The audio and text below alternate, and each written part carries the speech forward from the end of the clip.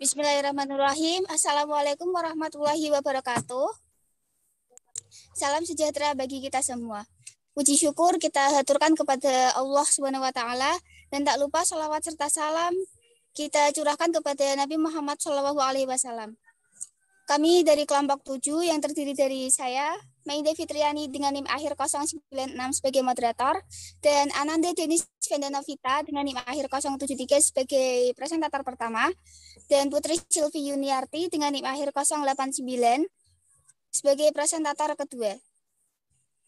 Pada hari ini, kami akan mempresentasikan makalah kami yang berjudul Sejarah Kodifikasi Hadis. Kodifikasi hadis adalah penulisan serta pembukuan hadis Nabi secara resmi yang didasarkan oleh perintah khalifah dengan melibatkan seseorang yang ahli dalam bidang tersebut. Tujuan hadis yaitu untuk menjaga hadis-hadis Nabi agar tidak hilang dan punah seiring berjalannya waktu yang disebabkan oleh para penghafal hadis yang sudah meninggal atau juga untuk menghindari adanya hadis-hadis palsu. Untuk penjelasan lebih lanjut, mari kita simak secara seksama. Kepada Mbak Nanda, kami persilahkan. Baik, sejarah kodifikasi hadis. Kodifikasi hadis Nabi secara tertulis awalnya merupakan usulan dari Umar bin Khattab, namun belum dapat terrealisasikan. Sebagian ulama berpendapat di dalam kitab Tabaqat bin Sa'ad, Tahzib al-Tahzib, dan Tazikrah al-Hufaz bahwa pengumpulan hadis sudah dimulai sejak masa Abdul al-Aziz bin Marwan bin Hakam. Tapi menurut mayoritas ulama hadis, kodifikasi hadis secara resmi dilakukan pertama kali oleh Umar bin Abdul al-Aziz ketika ia menjadi khalifah Bani Umayyah. Berikut sejarah pengkodifikasian hadis Nabi. 1. Kodifikasi hadis Nabi pada abad 2 Hijriah. Di dalam mengkodifikasi hadis Nabi, para ulama tidak melakukan penyaringan dan pemisahan. Mereka juga tidak hanya membukukan hadis saja, tetapi memasukkan fatwa sahabat dan tabi'in dalam kitab-kitab mereka yang berisi hadis mauquf, maqtu, dan marfu. Di abad kedua ini, ulama Malik bin Anas yang berhasil menyusun kitab Al-Muwatta. Kodifikasi hadis Nabi pada abad 3 Hijriah. Pada saat kepemimpinan Al-Ma'mun sampai dengan Al-Muqtadir, pada pengkodifikasian hadis sudah dimulai terjadi penyaringan, pemisahan, yaitu antara sabda Rasulullah dengan fatwa sahabat dan tabi'in. Namun tidak diterangkan sebagai hadis sahih, do'if, ataupun hasan. Ketiganya masih tercampur. Di abad ini, para ulama hanya menghasilkan suatu karya yang disebut dengan musnad. Musnad dikerjakan dengan cara menulis serta mengumpulkan hadis beserta sanadnya. Namun karena pada kitab musnad belum dapat dijelaskan antara hadis sahih dengan do'if, maka muncullah ulama-ulama hadis yang memilih hadis sahih untuk dibukukan.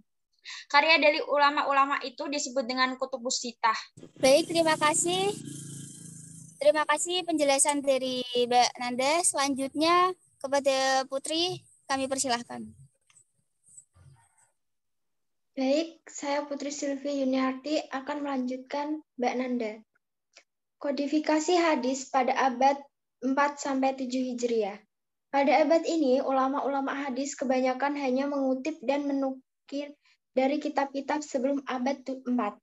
Kemungkinannya, sangat sedikit para ulama hadis yang mengumpulkan hadis-hadis Nabi dari usahanya sendiri. Para ulama ini kebanyakan hanya bersandar pada kitab-kitab hadis terdahulu yang sudah ada. Kodifikasi hadis Nabi pada abad ini terfokus pada pengembangan variasi pentadwinan kepada kitab-kitab terdahulu. Kodifikasi hadis pada abad 7 sampai sekarang. Pembukuan hadis pada abad 7 sampai dengan sekarang ini, yakni dengan merapikan isi kitab-kitab hadis Nabi, memilah serta membuat kitab-kitab tajrid. Menyusun kitab-kitab jami umum, kitab hadis-hadis hukum, mentahrij hadis yang ada pada suatu kitab, mentahrijkan hadis Nabi yang terkenal pada kalangan masyarakat, membuat kitab atraf, mengumpulkan hadis Nabi dengan menjelaskan derajatnya, melakukan pengumpulan hadis Nabi dalam Sahih Al-Bukhari dan Sahih Muslim, melakukan pentasihan hadis-hadis yang belum pernah ditasihkan oleh para ulama hadis sebelumnya, mengumpulkan hadis Nabi sesuai topik, serta berusaha mengumpulkan hadis-hadis Nabi pada jumlah tertentu. Baik, terima kasih Mbak Putri atas penjelasannya. Selanjutnya, faktor pendorong kodifikasi hadis. Kodifikasi hadis memiliki faktor pendorong yaitu dua, faktor internal dan juga faktor eksternal. Faktor internal yang pertama yaitu pentingnya untuk menjaga autentisitas dan eksistensi hadis. Yang kedua, semangat untuk menjaga hadis. Yang ketiga, semangat keilmuan dalam tulis-menulis yang tertanam di kalangan umat muslim. Yang keempat, yaitu adanya kebolehan dan izin untuk menulis saat itu. Yang kelima, meninggalnya para penghafal dan periwayat hadis. Yang keenam, adanya rasa bangga saat mampu menjaga hadis Nabi dengan menghafal dan meriwayatkannya. Yang kedua, yaitu ada faktor eksternal. Faktor eksternal yang pertama, penyebaran Islam dan meluasnya daerah kekuasaan Islam itu membuat banyak para periwayat hadis tersebar di daerah tersebut. Yang kedua yaitu banyaknya hadis palsu yang tersebar disebabkan adanya perbedaan politik dan aliran. Baiklah, terima kasih penjelasan dari kelompok kami. Semoga apa yang kami sampaikan dapat bermanfaat. Dan kami dari kelompok 7 mohon pamit undur diri. Maaf jika ada salah kata atau perbuatan. Wabillahi taufiq wal hidayah. Wassalamualaikum warahmatullahi wabarakatuh.